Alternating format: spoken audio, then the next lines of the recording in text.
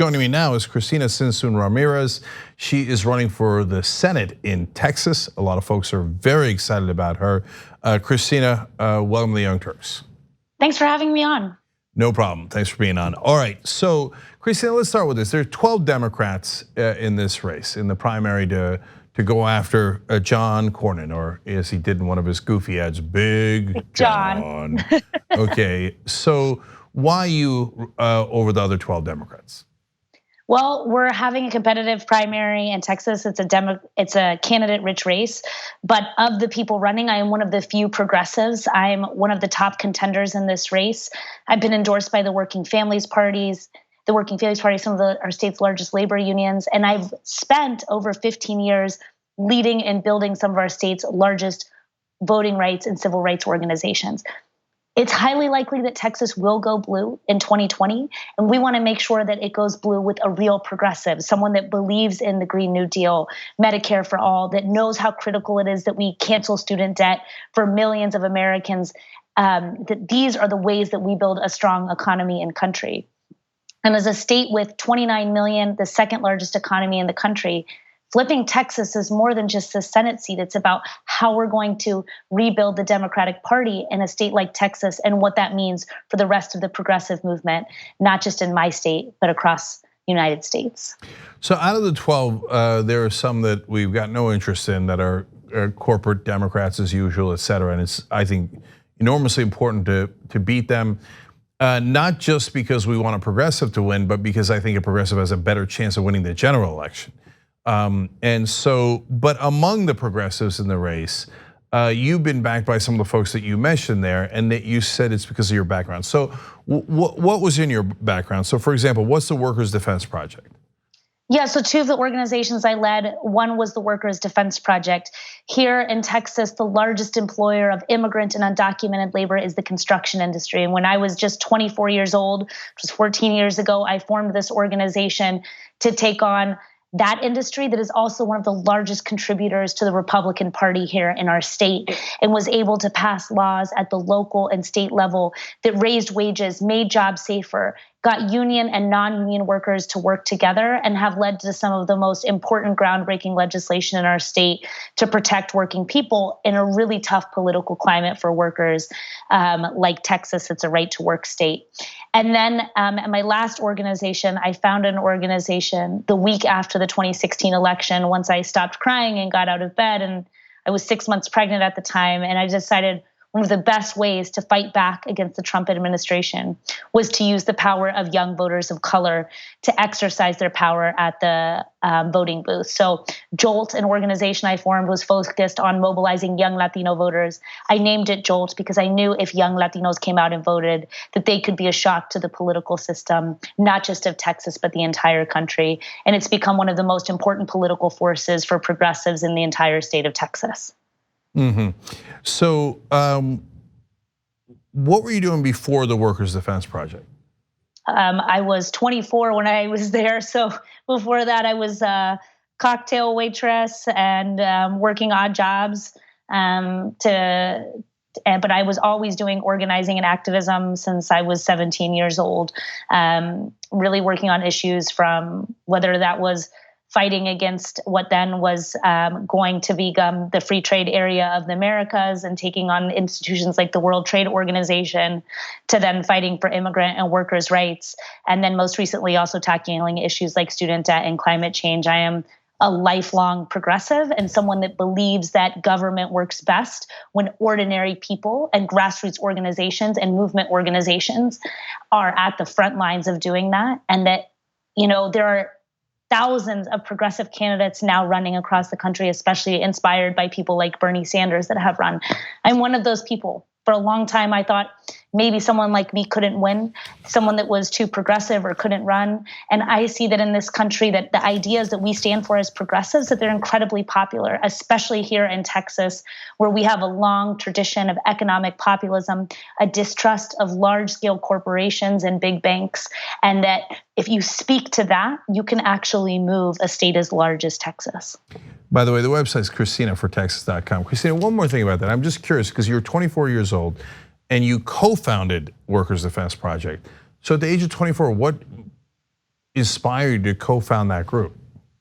So originally, my mom's the oldest of 9 kids from Mexico. My dad's a white American hippie that went to UT Austin. And I got to see that my white and Mexican families had very different rules, that there were very different opportunities for different people, and that it wasn't based on merit. It wasn't based on how hard you worked. And so originally I just wanted to help out immigrant workers. And I saw, translating at legal clinics, that there were hundreds and what later became thousands of workers that weren't being paid, that were being injured on the job, that were being mistreated and exploited because people felt that they could do that to them because of their immigration status. And we made a lot of success helping one worker at a time navigate the legal system. But I knew that if we were going to make real change, we needed to change the rules that allowed for people to treat workers like that in the first place, and that we needed to advance the rights of working people beyond just what the law was willing to give them, and change the laws and the rules and the system to actually make deep systemic change for working people. So, if I win, and when I win this Senate race, I will have learned how to move power and organize from some of our state's most humble people and those seen as the least powerless. So has the Democratic Party weighed in at all in this race yet? I mean, theoretically they're not supposed to, but let's laugh along with that. But I really don't know the dynamics of that. Yeah, so here in Texas, we got within 2.6 percentage points of flipping Texas in 2018. We're an incredibly diverse state. There is a diverse field of candidates in this race. Unfortunately, the Democratic Senate Committee decided to try and tell Texas voters who our candidate should be, really, instead of leaving that up to us. And they endorsed another woman, MJ Hager, who is much more moderate, was a Republican up until 2016. But even with that endorsement, it's still showing that I'm one of the top contenders in this race, that there will be a runoff. A recent poll by Data for Progress showed that there will be a runoff in this race, and that in that runoff, I will actually defeat her. Okay, Chuck Schumer picking the wrong person, and someone who was a Republican until a couple of years ago. That would never happen. So it stretches credulity for that to happen, Cristina. Okay, so first of all, if Chuck Schumer is not backing you, then we know you're certainly among the right candidates. So now let's talk about the general election. So Texas has been red for a long time. It's certainly moving blue. You got Cornyn there. He's the number 2 Republican in the Senate. How do you beat him? So I believe we beat him in a state as big and diverse as Texas by building the largest diverse coalition of voters that we've seen in any state. One of the reasons I'm running and best positioned to defeat someone like John Cornyn is because of who the state is, that 1 in 3 eligible voters is Latino, that we have one of the youngest electorates in the country. And so I'm gonna be reaching out to Black, brown, and white voters, young and old voters, and building the largest coalition that Texas has ever seen. We're gonna build a diverse coalition, but let's talk about how you're organizing. I know that's very important for a lot of progressive candidates. What's your strategy around that? So here in Texas, 75% of the population lives in 4 major metro areas. I'm gonna be crisscrossing the entire state. Right now I'm calling you from Corpus Christi. Tomorrow I'm in Laredo, and then the day after that I'm in Houston. But I also am speaking to the diverse needs of Texas. We're a state that believes that we can dream big because we are big, that we can be at the forefront of taking on the major issues that our country faces, from climate change to healthcare to immigration, that we can lead on these issues and have someone like me that does that. And as someone that also has led some of our state's best efforts to get out young voters and voters of color, I'm gonna be tapping into that same experience, and our team reflects the diversity of who Texas is. Many campaigns in Texas that have run statewide don't actually look like who our state is, don't know what we're up against, don't know what Texans face. And I've built a team that looks like who we are so that we are best positioned to defeat John Cornyn. Yeah, no, I know a lot of progressives are excited about you for sure. So then let's talk about strategy finally against Cornyn. So I'm sure that the Democratic Senate Committee will tell you, oh my God, don't actually be a Democrat, pretend you're a Republican. But you said you're for Green New Deal, Medicare for All, and all of these progressive policies. So what's your take on how to defeat Cornyn from a progressive perspective? Look, Texas, I think, is best reflective of the two ways the Democrats have tried to run in this country. And for 20 years, Democrats in Texas were told to run as Republican-like candidates to swing white Republican voters.